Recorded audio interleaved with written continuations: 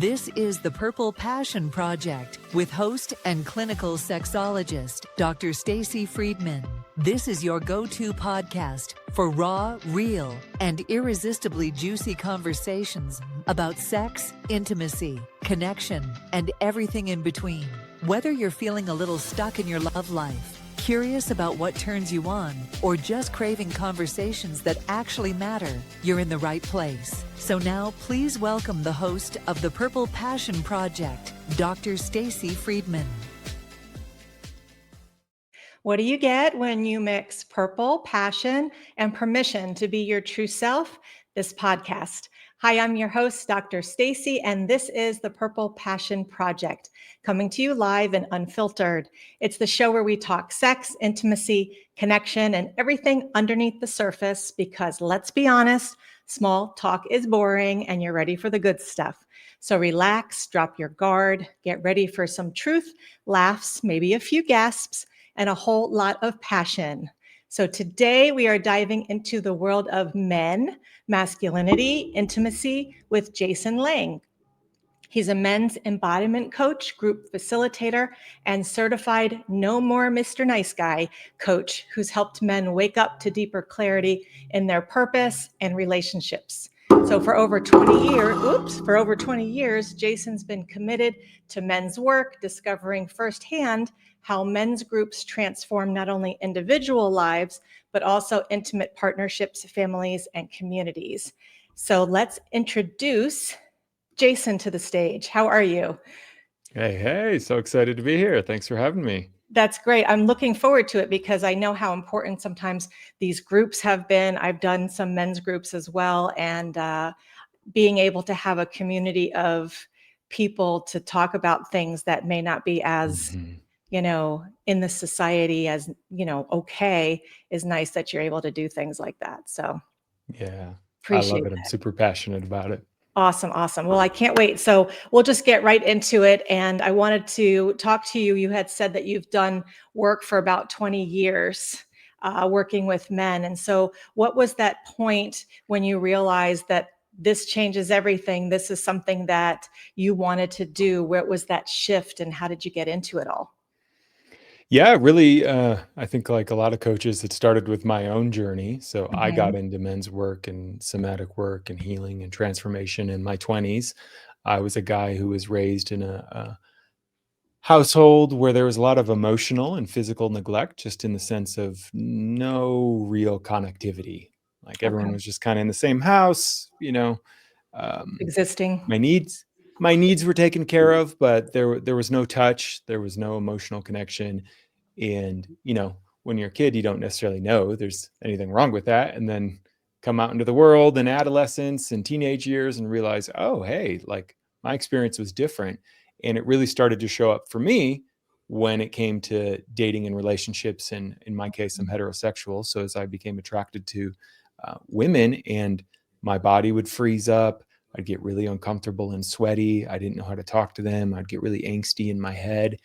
And I saw friends creating relationships and experiences as I got older, and I would just get really stuck and actually quite uncomfortable when I got close to women. And it was so painful. It kind of kicked off a journey of, okay, there's got to be a different way to do this, because it doesn't seem like it's that hard for other people. So what's going on? Right. Like, what's wrong with me? Lo and behold, that just, took me on a journey inside to learn more about my family system and histories. And it was really through that searching, I came across men's work and men's groups and started to have an experience of, oh yeah, okay. I also never really had a strong masculine presence in my life. My dad was just working all the time.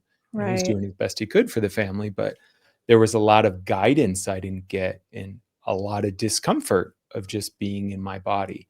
So that kind of kickstarted me just hungry for change and transformation, and got around some men that guided me, started getting more in touch with my body in this work, and then finally started to have some success and experiences with women in my mid to late 20s. And then I just kind of stayed with it, because it was, out of all the things I tried, the thing that was really changing me the most, with regularity and not just relationships, but then career and health, Right. like Well, it all affects started to everything. transform. Yeah. And at some point, I honestly just talked about it so much. I just talked about my men's group so much.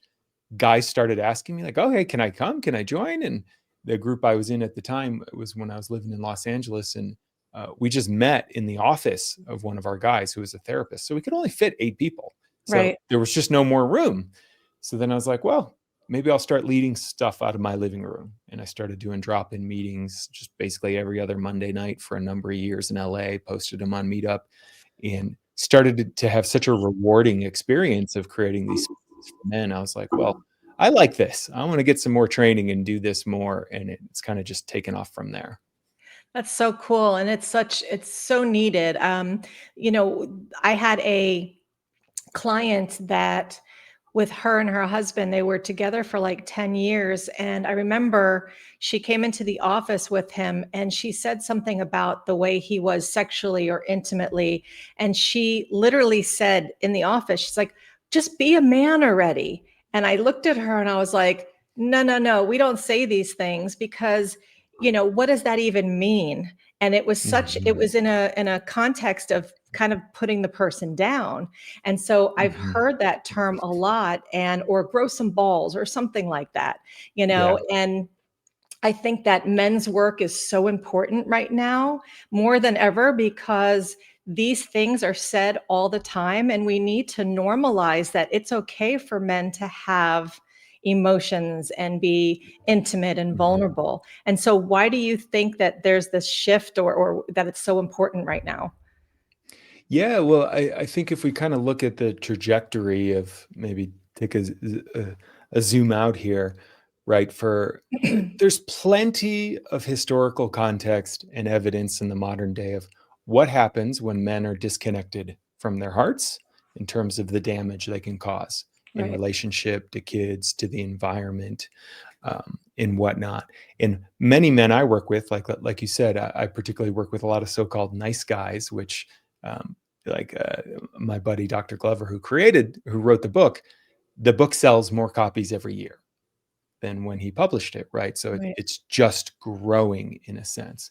But the trajectory I kind of see is a lot of men were raised either by volatile men who were Right. dangerous and not safe to be around, or who didn't have control over their addictions or sexual compulsions or whatever, or just didn't have access to their emotions, or they were bullied by other men who were like that, or they just, particularly I think in younger generations, even younger than me, they were raised in a context of Me Too, that really every day there was like another news cycle about, oh my God, here's another horrible man who did this horrible thing and Right. harmed all these people. And so it's created a desire, like literally, this is something guys say to me is, I don't want to be that guy. Okay. I'm afraid of being that guy that is seen as being a misogynist, Yeah. objectifying women, just using them for sex. And the trouble it's created then is there's a little bit of baby in the bathwater. So then they totally disconnect Right. from, I don't want to be too forward, direct. I never want to make a woman feel uncomfortable or unsafe. And so the impulse is great. The impulse is one of care. But the result is, for not all women, but for a lot of women, particularly that end up with these kind of guys I work with, and I include myself as one of these kind of guys, um, what they're missing is a man who's comfortable in his own skin and kind of goes for what he wants, including sexually, like leading in Right. the bedroom in terms of, okay, I'm just going to direct the experience. A lot of guys, nice guys I kind of work with, are so concerned with um, Doing not something making her wrong. uncomfortable, doing Right. it wrong, or not giving her a good experience, that it's they're timid, right? Yeah. Can I do this? Can I do this? Can I do this? And basically the essence of it often is they're so up in our, sometimes as men we can get so up in our heads wanting to do it the right way, create safety. When we're up in our heads constantly asking, is this okay? Guess what that does to our partner? It brings them And up there. into their heads. Right. right? Yeah. Right. Right. So they're not in their body. They can't relax. They can't enjoy it. We're Right. not relaxed. We're not enjoying it. And it has all kinds of downstream effects then too, right? Of ED and performance Yeah. anxiety and all this stuff that often hits these men. So the work for not all men, but a lot of men that are, at least interested in podcasts and transformation and all the things that, probably magnetize men to you and me, um, is to realize that it's not either or. You don't either just have to have a sweet, safe, sensitive heart or just be kind of a raging, crazy man. We can Right. have heart and we can have balls. Right. And a lot of women are longing to feel both. A man who, not just because he's the man, he has to do it all the time, like my way, the highway dominating, but that he has the capacity to take the Right. lead, right? Right. To say, hey, I want to create this experience for you. Here we go. And he just goes for it, right? And then, our partners can kind of relax because there's just been so much change as well in relationships in this sense, where all the old paradigms that, a lot of previous generations rolled with, they don't work anymore, right? It used to be, okay, I'm the man, I provision financially, you're the woman, you raise the kids, I kind of bring money, you kind of give me sex. Like that was the deal for a long Right. time, Long time. right? And that changed because now, like, thankfully, women have their own lives and agency and can go out and create careers and have passions. And A lot for more a lot of guys I independent. work with, a lot of them even make more money than the men they're Right. dating now, which creates all kinds of issues if you don't know how to work with it as a man. And so they can take the lead, right? Women can take the lead just like men, but like my wife, very powerful leader, runs her own business and whatnot. So she doesn't always want to. Sometimes it's the end of the day. She's like, the last Well, thing I want to do is direct you. Can you just just do give it. to me? Yeah. Can you just do it? Can you Right. just guide me through an experience? Right. And I think that's the impulse maybe behind that, can't you just be a man or go for it, is sometimes a longing to just like, hey, I've chosen you as a partner, I want you, I I like you, trust you. like I trust Right. you, Right. yeah, let me just go for it, kind Right. of lead the way a little bit. But there's just so much behind that gets a lot of guys stuck up in their bodies and Yeah. in their heads and not taking confident action, you could say. It's true, and it definitely does kill a lot of the vibe many times when they're tossed between, like you said, that me too versus trying to be too nice. Because I Yeah. work with clients all the time that are like, well, I just don't, this is my wife. I don't want to treat her like a slut or, like that. I'm Mhm. like, but she's telling you she wants to be handcuffed. She's telling you she wants you to throw her down on the bed. She's Mhm. telling you she feels safe for you to do that. But the messages that Yeah. they're getting is difficult to kind of navigate. So, Yeah. And at the root of it, which I imagine you've come across, is kind of related to some of this messaging and languaging. And right, it could be from culture, it could be from religion, it could just be from specific families. Is a lot of the like so-called nice guys like me, right, and the guys I work with, underneath it, there's just shame around their yeah, sexuality. That, oh, yeah, it's bad that I get turned on. It's bad that I want this. It's bad that I get horny, because they've received these messages so deep that yeah, there's this sense of, oh, the part of me that, you know, desires sexually, that's bad. So if I feel shame around that, right. It's really hard to just bring that forward, and unwinding that is some of the deepest work I do for guys, where it's like, it's not that your sexuality is bad, right?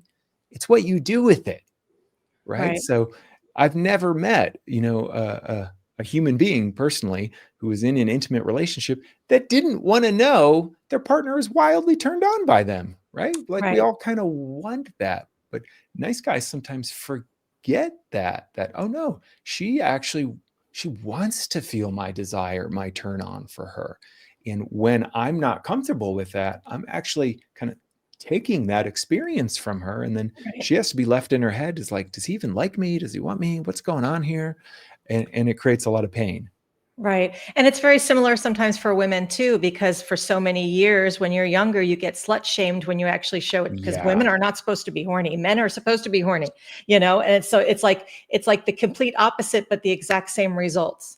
And so we have to be able to stop the shame and allow people to be who we are. And so, obviously you said you see that a lot, as do I. What are some things that you do to help them let go of some of that shame, because it can completely ruin a sexual experience?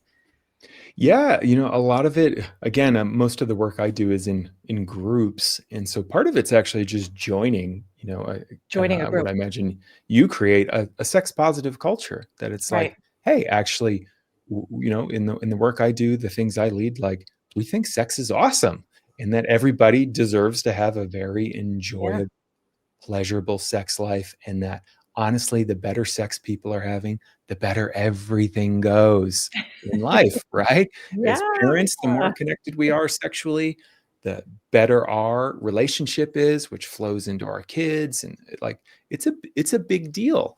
Yeah. And we're just not really taught a lot of this as well, right? Which is where I think shows like yours have to kind of fill the educational gaps of, for a lot of kids, it's either porn or PE, or the health class, right? In school, which is like the basic minimum, but doesn't actually talk about what pleasure is, what safety is, how No, it's like, don't get human. pregnant, don't get disease. Boom. Yeah, good That's luck. it.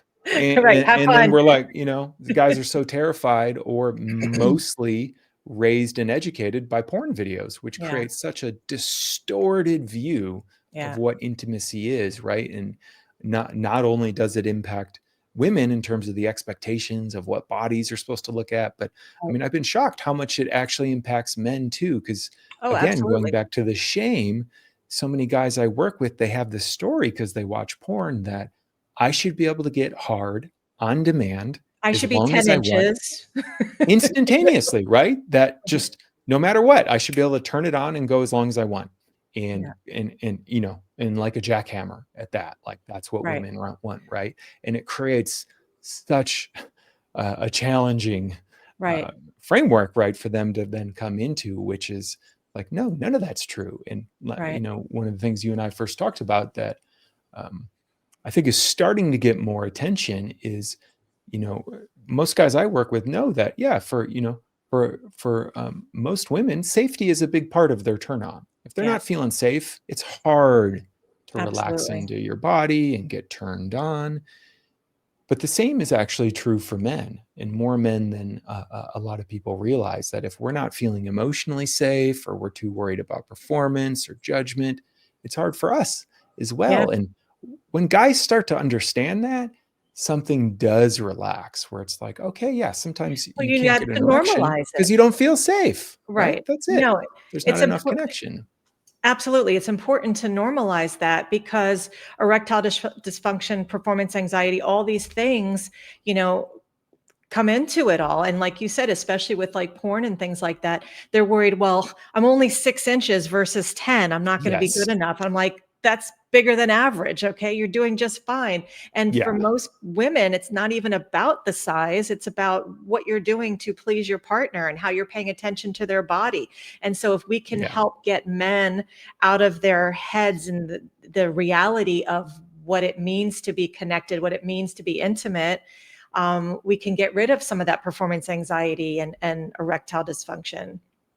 So, Exactly. yeah, I mean, they're carrying it around all the time when they're in relationships. And I see people, especially getting like divorced and going into dating, and they're like, well, I'm afraid that, if I meet someone, I've only been with one person for 20 years. What is she going to think if I can't get it up?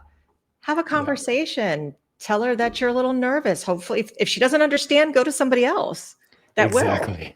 you know? Right, totally. If you can't have the conversations, that's probably not the partner you want to be intimate with, because you want to, create a culture of safety where we can talk about it. And this is one of those, right? One of those simple things that most of us just are not trained how to talk about sex. Hey, Right, what feels good? What went well? What are you scared about? Like to kind of debrief that. And that's one area where I found men can really come forward, is being the ones to create the space to have these conversations. Because a lot right. of times a lot of that emotional labor falls on the woman, right? Yeah. Because yeah, if I have ED or performance, for a lot of guys, if we haven't been in these kind of environments, we collapse in shame, right? We go silent, we go away, we just, and then the intimacy's over. And so, teaching men that it's okay, this happens to everyone sometimes, and it's okay to talk about it. And you don't have to, I think there's this unrealistic expectation men carry that they should just magically know how to pleasure their partner. Right. Like, And and if women you feel that don't, expectation also. Women's like, well, he knows me, he should know. I'm like, no one should just know what you want or need. exactly. That's what Yeah, talking is for. precisely. There's like a learning and teaching each other, and to some Right. extent of, yeah, here's what works for me and my body, because my body's totally different than someone else's body, right? It And changes. and it changes day to day too, right? Just because you did this yesterday and it worked doesn't mean that's where my body is today, right? I think Yeah, a lot of guys have to get used to as well. Wait, you mean I can't just follow the exact same script every time? No, right? That's where the more we're in our bodies, the more we can feel our partner's bodies and intuit, absolutely. where is she opening, where is she closing. But if we're not in our bodies, we lose all of that information. And again, then we'll get more up in our heads and we'll be thinking about it, and we lose out on quite a bit. So it's learning to communicate, to even pause, to take time, to check in. It's some simple skill building in some sense, that as men learn it, not only do they feel more safe, but their partners feel more safe. And it just kind of gets more fun, because then it's Right. like an exploration that never ends versus, oh my God, a thing I have to do right, otherwise XYZ. Absolutely. In my book that I have a chapter specifically on exploration and how important it is. And you can get a free copy if anyone hears this on my website, Dr. Stacy Friedman. There's a free PDF. But on the exploration, it's exactly what you mentioned, is that for so many men, if they do have any type of erectile issues, I always recommend to just take sex off the table for that night, explore the body. How many times have you been in bed with a person and have never kissed their ankle or have never kissed their knee? And people look at me like, oh gosh, I've been with them for 20 years. I've never done that. Explore the body from head to toe without that pressure and take that off. So that way the person has that safe space, like you're mentioning. It's so important to Yeah. just have exploration. And it ties right into, one of those really interesting things that most guys don't realize, right? That in terms of our arousal system, right, we call it an erection, and in some sense, it's a activated state, but it requires us to be in a parasympathetic, relaxed Right, state right, so our blood vessels can open, right, right? So if we're not relaxed, our blood vessels in our penis can't open, and the erection doesn't happen. So when we talk about safety, relaxation, no pressure, those things matter both in the bedroom. And then for a lot of guys, the edge too is, hey, it also starts outside the bedroom. yeah, If you're walking around so stressed out and exhausted that you're carrying all of this tension in your body, even if you have a totally relaxed, open, communicative partner, you may still have challenges sometimes. And right. that's when it gets into like, how are you sleeping? How are you eating? What are your boundaries at work? These are like big things that sometimes guys Absolutely. are like, wait, what? That impacts this? It's like, yes, if you're holding all that stress, your body can't relax. So there's things to do inside the bedroom and outside the bedroom. And that's where, a lot of the work I do in groups in terms of getting our lives a little bit more oriented and regulated really helps, really helps in the Absolutely. Yeah, bedroom too. it's a balance of everything, and that's why meditation can be so important, Yeah. for women to be able to open up, for men to be able to open up, because anything, like you said, through the day is going to affect you when you get into the bedroom. That's kind of where it all should just be released and let go. Excuse me. And many times when people will say that they have issues with performance anxiety or erection issues, they get frustrated, they feel shame, and then they stop. And I was like, Yeah. don't stop, because if you get, oh God, I can't get it up, I'm done. And then you walk away, then you're taking the entire moment of having sex into that one little thing of an erection. Yep. And so it's so important to be able to stop at that moment, take a breather, kiss, touch, hold, caress, whatever it is, because, and this is for women, to say it is okay to the men when this happens. Don't shame them. Don't say, oh God, why is this happening again? Make them feel safe, because otherwise it is going to happen again if they don't have that safe space. So I think that's such a beautiful illustration of, I've kind of heard it from both sides that sometimes for women that the fear is, oh, is it because he's not attracted to me? true. And Right. just to know that sometimes it has nothing to Right. do, like, oh, I'm so turned on by you, but there's all this other stuff. It's actually It could have about been something me. at work. Yeah, Right. exactly. So that's key on that side. But then what you said about the men, I mean, this is one of the main things I teach guys around the shame part is it's rarely the ED that ends the evening. It's when we collapse around shame, Right. we are no longer available for connection. And that is the thing that ends up being the biggest turnoff, right? Right. When my partner, right, when he disappears, when he's gone, when he gets mad or Yes. withdraws or gets, whatever, that is the end, like you said. But if I don't collapse in shame, or I'm like, oh, hey, he's just not working Just not today, but working plenty of today. other stuff we can do, right? And See we you later. dive into exploring, like you said, the sensuality or the emotional connection or Right. just being with each other. There's so much that can happen that can be incredibly pleasurable to both partners. And so if we don't collapse around it, what I have seen and with the guys I've worked with is partners, it's not that they don't care, but they're happy to stay connected. That's the thing that's most important, Right. is exploring the connection with each other. And Right. there's lots of ways to, so-called have sex that don't involve penetration. And I think that's a limitation a lot of Oh my guys, gosh, really? I didn't know. right? People need Yeah, to right. That know. we hold that, oh my God, it's got to look this way that I saw in Yeah. the porn videos. And if I can't do that, I'm not a man and she's going to Right. leave me and Open she's your not going to like mind. me. Yep. But there's so much else you can explore as a man. And that Absolutely. oftentimes, right, once you let go of the outcome and just reassert and focus on the connection, sometimes things do start to work again because then you relax. And if Right. they don't, it's okay. There's Right. always next time. And on that note, we're going to take a quick commercial break and we will continue on with Jason when we get back. If you enjoy these podcasts with Dr. Stacy, imagine the results you can get from a personal coaching session. As a clinical sexologist and certified sex coach with over 2 decades of experience, Dr. Stacy helps people just like you reignite passion, explore their desires, and break through blocks that may be holding you back, solo or with a partner. Whether you're struggling with communication, desire mismatch, performance anxiety, or simply want to feel more confident and connected in your sex life, Dr. Stacy is here to help. She offers a complimentary 15-minute consult so you can see if working together feels right. Visit drstacyfriedman.com to schedule your free call today, and let's take your passion to the next level. So I wanted to talk a little bit, because you bring up the men's groups. I wanted to talk a little bit about the men's groups and things like that, because I know how important those can be. Men a lot of times struggle with being vulnerable and showing that intimate side, especially to other men. I mean, hard enough for women, but to other men. But I wanted to see, you talk about shadow work. Okay. Mhm. For someone that's never heard of it, what can it actually do to make a man's life better, sex life better, and what exactly is it?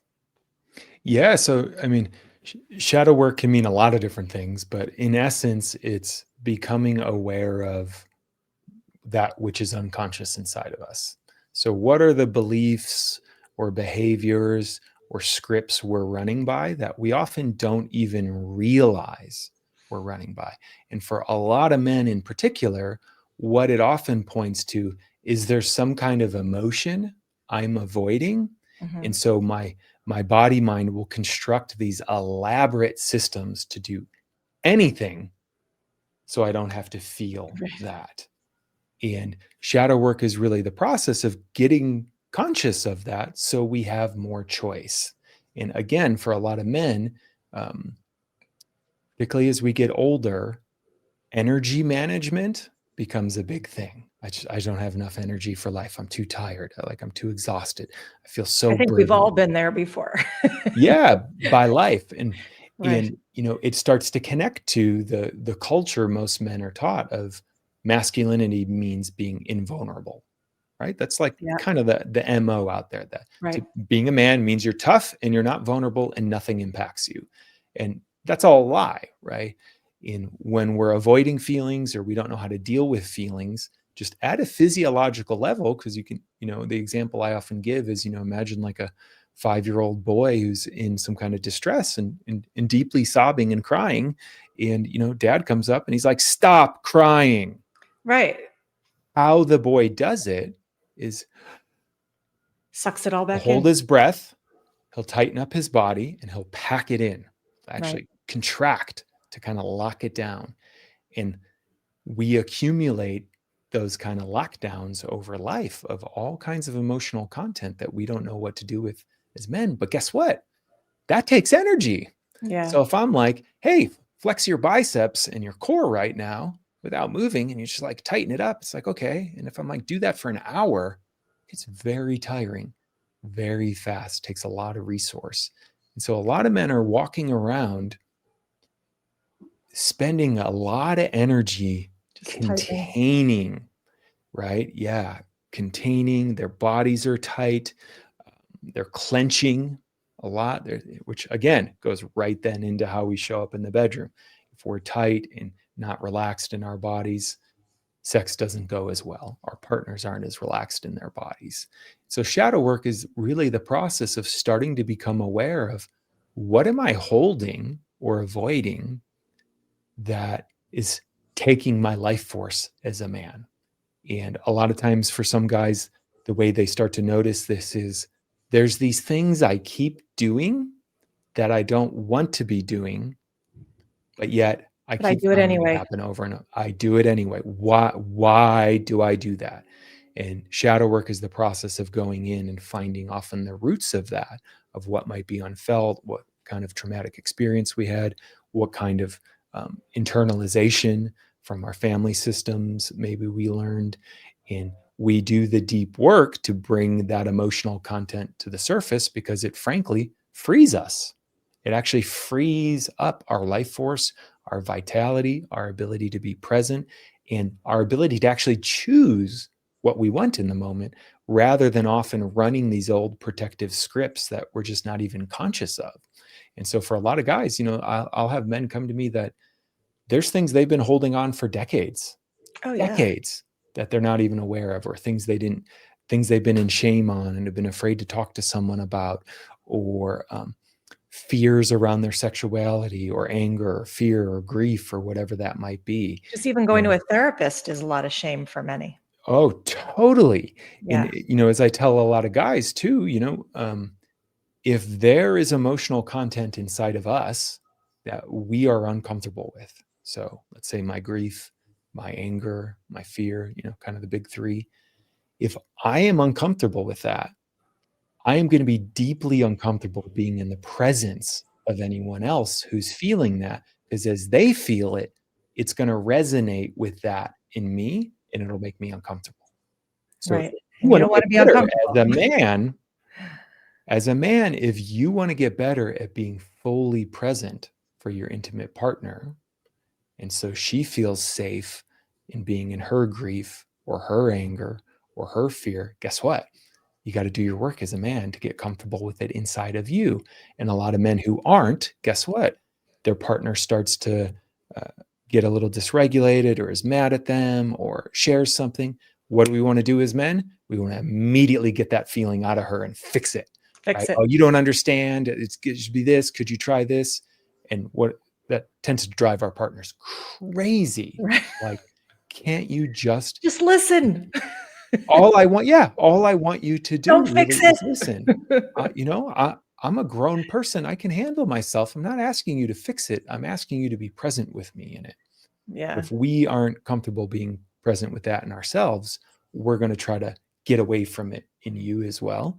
So there's huge payoff to doing this kind of somatic shadow work, particularly in the context of with other men, because what I've seen is, as men witness other men stepping into it, it starts to rewrite that story around shame or what it's supposed to be, and gives men an opening of, oh, rather than holding this all the time, or for some men too, dumping all of it on my intimate partner because I don't have any male friends. I don't have Right. anyone else I feel comfortable sharing. I'm really scared at work. They might lay me off. And so then my intimate partner's like having to hold that fear for me because I have nowhere Right. else to put it. And then I get mad at her because later that night I'm like, you never want to have sex with me. And I'm just stuck in this fear. And you're right. It creates all kinds of messes. But as we Yeah. learn to bring that more and more to men, it frees up what our partnership can be. It frees up the energy inside of us, and it makes us feel more comfortable in our own skin and less afraid of whatever emotional content might be underneath. Because once Right. we learn not to fear emotions, then we can lead. We can really lead ourselves in life, and we can really lead our partners as well. We're like, hey, it seems like you might be a little mad at me. Like, what's going on?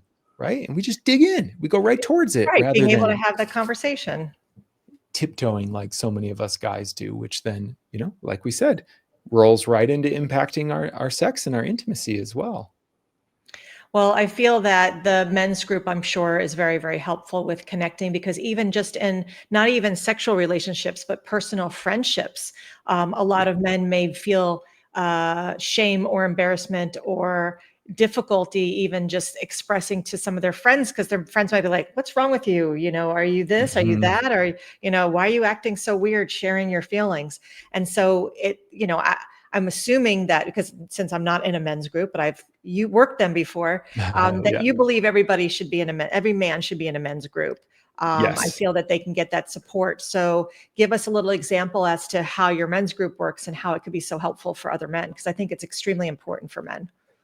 Yeah. The idea is, and this is kind of the crux of a lot of the challenge for a lot of nice guys and a lot of men, is we're raised in this culture of mostly seeing other men as a threat and Right. competition and not safe to be vulnerable. Right. So we got to put on this tough face and hold it all together. And that stress has to go somewhere. So if we're holding it and we don't know how to move it, what do most men do to deal with their tension and stress? We turn to things outside of ourselves to try to change how we're feeling inside. Alcohol, weed, porn and masturbation, Violence, overworking. sex. Yeah, Yeah. totally. Right. And that stuff never really regulates us in the way we think. It might be temporary relief, but it doesn't deal with the thing underneath. So a good men's group, what it's doing is it's creating a space for us to get some of our connection needs met by other men. It sounds so simple, but could be touch, could be emotional, could just be deep presence of sharing what's going on in our lives. And the experience of another man receiving that is often just revolutionary to a guy, where it's like, wait, it's not too much for you? And they're like, no, it's okay. You're pissed off. Like, bring it. Like, get angry. Like, it's Right. okay. And suddenly the charge that we've been carrying through our lives has somewhere to move, has somewhere to go. They could And breathe better. we can literally relax more, breathe more. We do some of this deep shadow work or release work that, like, men's bodies change, right? Our eyes soften, our faces soften, color comes back, our diaphragm expands, our voice gets deeper. We're more in our bodies because we're not resisting all the feeling. And then a good group helps us get clear about what we're wanting in life, where we're feeling stuck in life, what the direction to get there is, and support us along the way, and can help us track the most important things in our lives over time, including intimate relationships. And what I've seen, particularly for nice guys, is for a lot of them, like I said, they're so afraid of being alone Yeah. because they don't have a lot of connection in their lives. They will get into intimate relationships that are quite unhealthy, right? Just to have Where they're something. just because they're so afraid. So it's like, oh my Yeah. God, if it's either this or nothing. So, even if she treats me poorly, even if we're constantly fighting, whatever, like, this is better than loneliness, right? Right. And again, a men's group starts to resource us of like, oh, hey, well, what if I felt connected even before I was in an intimate relationship. And it tends to create a little bit more discernment of, okay, yeah, it's not working with this partner. I'm going to end things. And I'm not going to be alone because now I have this tribe around me. It gives you more people confidence. that care about me. Yeah, it gives us a lot more confidence. It helps us emotionally regulate. It helps us get more present. It also helps us, what I've seen in a big part of men's group is it's kind of the dojo or the practice ground for a lot of these skills. So sometimes it can be really hard if we don't have experience being emotionally vulnerable, right? To go right to our partner and be like, oh my God, I'm scared about this thing, or I'm mad about this thing. And there can be this baby step first of coming to our group who it doesn't have the same risk factor as it does, let's say, with our intimate partner. We're like, hey, I'm having this struggle. I gotta do this. I have to set this boundary with my wife and I don't know how. Well, let's practice. Like literally, let's practice the words. What are you going to say to her? And then we get to help the men dial it in and of like, that was still a little bit wet noodle. Like she's not going to trust that at all versus, okay, that was a little too much heat.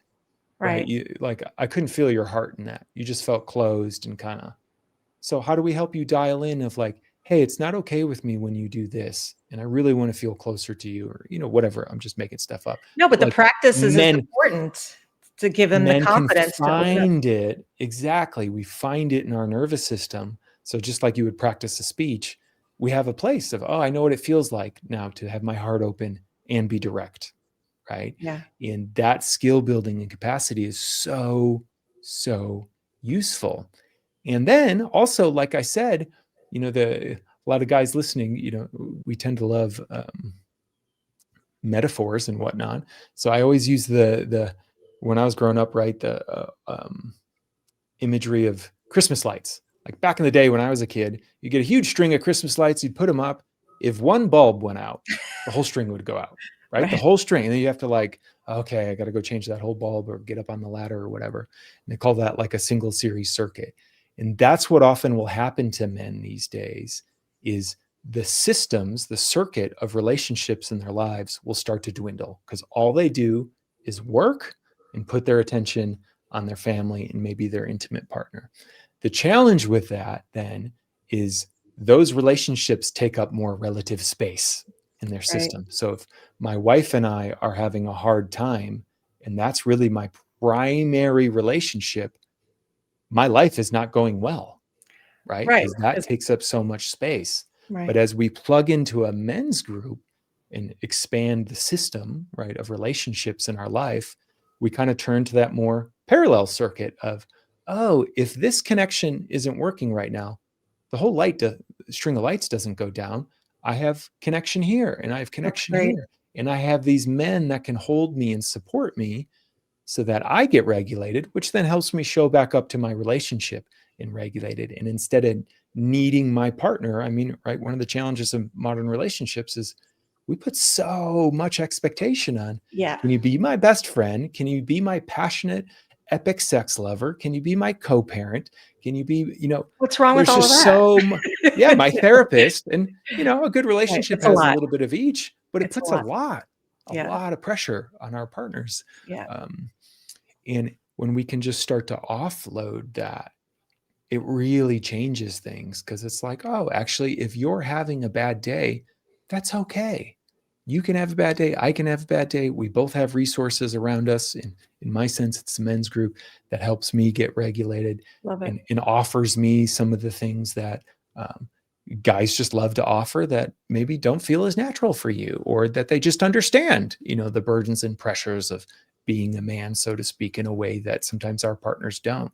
So I've just seen it change so many guys' lives because essentially what happens, another way to put it is they just become more connected to themselves, their bodies, their emotions, which means we can get more connected to our intimate partners, to our kids, to our families, and to life in general. Quality of life goes way up.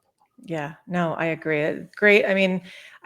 I never thought of it as deep as you have, but I really love the whole idea of just having that space as another area versus your partner, because women more so will go out with their friends more. They go out on their, little movie dates, shopping dates, lunch dates. And a lot of times the men don't do that. And so having that group Exactly. is really important. I Or love if we that. do go out, we do the default male thing, which is Going we out stand drinking and side by side and right? Most men relate through triangulation.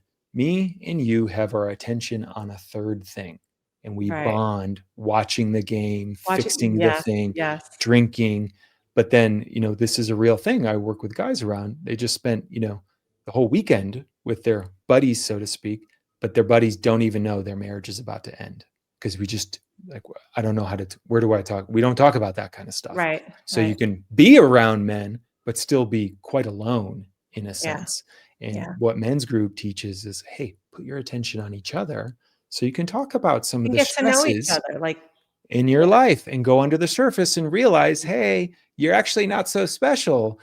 All the guys are struggling with this kind of yeah, stuff, right? And yeah, it's totally normal. And that in itself becomes so medicinal for men where it's like, oh, wait, I'm not uniquely broken and a failure.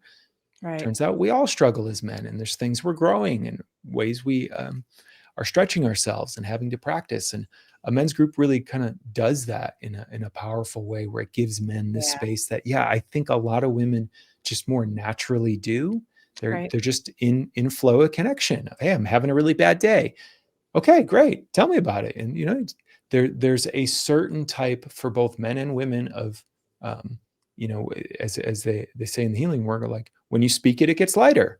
It just, Yeah, you sure. start to speak it, it Gets it out of your starts to body. move the energy, that charge, that tension Yeah, starts to have somewhere to go. And a lot of guys, well, I don't want to be a victim. I just want to be complaining all the time. It's not what we're talking about. In a men's group, we give you room to move it, to share, to get vulnerable about it. And it'll often be met in like, what do you want to do about that? Is there certain skills you need to build? Are there boundaries you need to set in your life? And, a good men's group over time is going to track that. So, if you come in over 6 months and all you're doing is complaining about this one thing in your relationship, you're going to get feedback around, well, what are you going to actually do to change that? Like, what needs to happen here? In that level of, Terry Real calls it carefrontation. I think a lot of men are actually longing for, right? yeah. Someone to actually step in and say, hey, you got spinach in your teeth, buddy. Like, oh, thanks. Wow, I didn't know. Like, that fight you keep having with your Appreciate it. wife, turns out that might actually be more you. I mean, we've been listening to you for 6 months and you keep saying it's her, but hey, here's this thing you're doing. And then a man's got to actually look at that, right? And take some responsibility. But ultimately, he gets supported in moving forward in his life. Yeah, love it, love it. We're going to take a quick commercial break, and then I want to talk a little bit about evolutionary men, and then we'll be back in just a minute. Looking to spice things up in the bedroom? Dr. Stacy's got you covered. From luxurious lotions to silky lubes and tantalizing toys, our collection has everything you need to turn up the heat and reignite that spark. Whether you're flying solo or with a partner, our products are designed to enhance intimacy and pleasure. Use the coupon code PURPLE and get 20% off your entire order. Visit drstacyfriedman.com, click the shop link, and explore our full range of goodies that are sure to bring out the fun in the bedroom. Let's make every moment more exciting. Dr. Stacy's Tantric Toys, where pleasure meets purpose. Okay, so we're here with Jason talking about men and men's group and emotions and all that good juicy stuff. We're just going to finish up with a couple quick questions, and I wanted to learn a little bit about evolutionary men, what your mission is, and how, what it means to you. I want to put up your website and information so people can reach you. It will also be in the show notes as well, so in case people can't actually see it. But give us a little background on evolutionary men. Yeah, so Evolutionary Men's kind of my men's work organization. And really the mission, like you mentioned earlier, is I think every man should be in a men's group. Right. It just totally transforms men's lives. And the more men get supported by other men, the better their relationships go, the better their work goes, the better their fathering and parenting goes. Like it just all gets better. And it's directly counter to this narrative and myth of the lone wolf, the tough cowboy, the do it all yourself thing that so many guys are taught and kind of fall prey to in our culture that frankly is killing men. Like it's not even abstract. Suicide rates are higher for men that isolate. Men who can feel lonely and don't have friends, they die of heart disease faster. Like this stuff is real. We're not meant to hold it all inside as men. So Evolutionary Men is my organization that creates men's groups of all different kinds for guys. Can they go online too for your men's groups? Yeah, totally. A lot of what I do online, I mean, it's the nice thing about this moment in time is, a lot of guys who are maybe in a more rural area or somewhere where there's not men's work, you can actually hop online and get connected, and it works, right? Even just over Zoom, like it works. So I run introductory men's groups. I run men's groups around dating and relationships, men's groups around shadow work. I do live retreats, and I have a podcast where I just kind of talk about all this stuff that really kind of lays the path forward for men that, even if you don't buy the, emotional health stuff, it's just when guys start doing this work, I've seen it myself, they make more money, their sex gets better, their relationships get better, their health gets better. Like it's very tangible outcomes when we get connected to other men who can support us when we're down. And frankly, yes, hold us accountable and challenge us when there's something important in our lives we want to move forward. Perfectly stated. Lastly, if somebody is out there listening, besides joining a men's group, if they're feeling stuck, ashamed, and want to make a change, what can they do to start shifting that mindset? Maybe it is just go to a men's group. What do you think? I'd say get connected to other men, for one, like you just said, and just it's the biggest shift men can make is start to turn towards your emotions. We will spend our entire lives avoiding them. And the biggest life hack I found is just go right towards it. You just go right towards it. Look it in the eye and keep going. And metabolizes so much faster, and we take more action, and it's not nearly as scary as we think. And for men that feel, really stuck, that one of the things I like to say is it's, there's nothing wrong. You're not broken. Right. Often we're just disconnected and haven't been given the training for how to be present with ourselves emotionally. And a little bit, turns out, goes a long way, and we get more comfortable in our bodies. We become more relaxed. We trust ourselves more. And yes, right to bring it back, like we become much more vital, connected sexual partners as well. It just gets more fun. Just improves everything. Exactly. Very awesome. Awesome. Jason, thank you so much for being here and giving us a real look into what men are craving, basically what they're struggling with, how they can break free of shame to be able to create that deeper intimacy that we all want to have in our relationships. So I appreciate you being here today. Thanks so much for having me. No problem. And so that is it for today's episode of the Purple Passion Project, where we keep it real with just the right amount of spice.